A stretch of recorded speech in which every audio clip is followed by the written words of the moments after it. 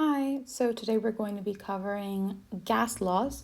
This is going to be a section of Unit 3.2 for IB Physics. So the first law we're going to go over is Boyle's law.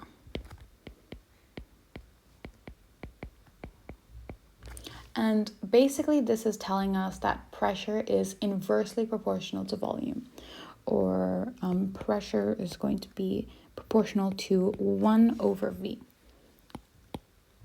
So the actual equation that tells us this is that P1 V1 is equal to P2 V2. And so this is obviously assuming that we have fixed mass and temperature. So this is the equation that's going to give us this proportionality law. And so the kinetic theory for this is that when volume decreases, the same amount of particles are in a smaller space, right? Because they're going to be condensed. And so there's going to be less distance for molecules to travel to the walls and less time between the collisions with the walls, which means our pressure is going to increase. Because if we have like a lot of particles in a pretty big space, okay, that was a terrible score. And then all of a sudden we condense that space down here. We reduce our volume. There's less distance for molecules to travel to the walls. As you can see over here, there's a very clear difference. And so our pressure is going to increase. And this is going to cause an increase in the frequency of collisions between particles and the wall, which is going to obviously increase our pressure. So that's going to give us that law, our Boyle's law. The second one that we're going to discuss is Gay-Lussac law.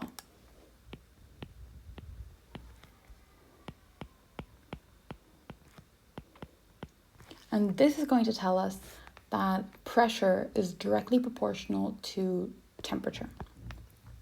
So pressure is directly proportional to temperature. So when I say this, there is a couple things we need to keep in mind. Similar to the last one, we're going to have fixed constants of mass and volume. And here's another really important one. T is going to be in Kelvin. Whenever we talk about any sort of proportionalities that include temperature, for example, this one where we're linking pressure and temperature, or linking temperature to average kinetic energy of particles, the temperature is always in Kelvin. And sometimes questions will try and trip you up and put it in degrees Celsius, but you always have to convert it back to Kelvin.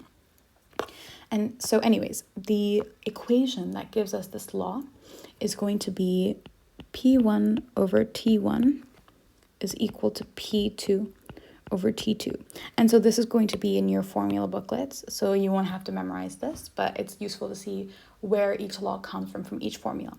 So the kinetic theory explanation for this is as temperature increases, kinetic energy and speed increase. Oh, sorry. So if we have our little box here, these little molecules, they're going to be moving at faster speeds when they have more kinetic energy, right?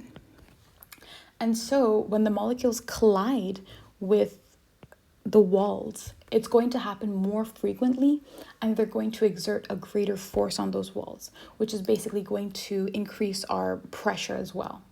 So that's the kinetic theory explanation for that. The third one is Charles's law.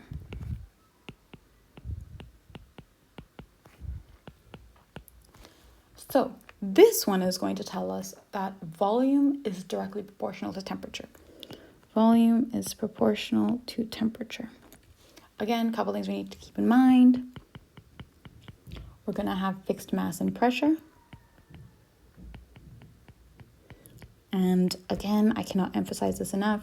Temperature is going to be in Kelvin. You always have to keep this in mind with this unit. So the equation that gives us this is V1 over T1 is equal to V2 over T2. There you go. So the reason that this happens is as the temperature increases, the kinetic energy and average speed of particles also increase. And because of this, the frequency of collisions and the force that molecules exert on the walls increases as well. But as we mentioned here, our pressure has to remain constant. So we have to decrease the frequency of collisions somehow. And for that to happen, the volume has to increase. Because if we're colliding with the walls more frequently with a much greater force, we need to expand that box. Or in other words, increase the volume so that there's fewer collisions. One more thing I'm going to mention, which isn't quite a gas law, but it's still useful to know, is Avogadro's hypothesis.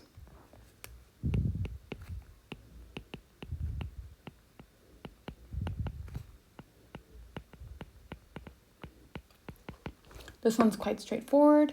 It just means that equal volumes of gas contain the same number of molecules. So let me write this one down. Equal volumes of gas contain the same number of molecules. And the equation for this is V1 over N1 is equal to V2 over N2.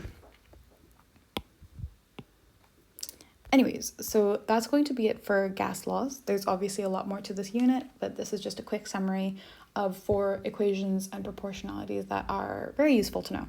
Bye.